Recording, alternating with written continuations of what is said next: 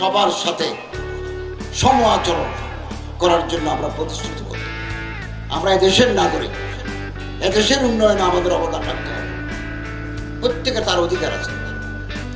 কেউ যদি কোনো দুর্বৃত্ত যদি আমাদের এই সৌহার্দ্যকে বিনষ্ট করতে চায়, ধর্মীয় স্থাপনায় আক্রমণ করে অপবিত্র করতে চায়, আমরা তাদেরকে অপরাধী মনে করে, দুর্বৃত্ত মনে করে আইনের আওতায় আনার জন্য বদ্ধপরিকর। সবার পিছনে পলিটিক্যাল ইনস্টিগেশন ধর্মীয় কারণ। আমার সাথে যখন আমেরিকান রাষ্ট্রদূতের কথা হয়, অস্ট্রেলিয়ার রাষ্ট্রদূত, জার্মানি, তারা বলে we have been concerned about the atrocities inflicted on the minorities, এভাবে বলে। আমি খুব বিনয় সহকারে বলি, এগুলো হচ্ছে পলিটিক্যাল প্রপাগান্ডা।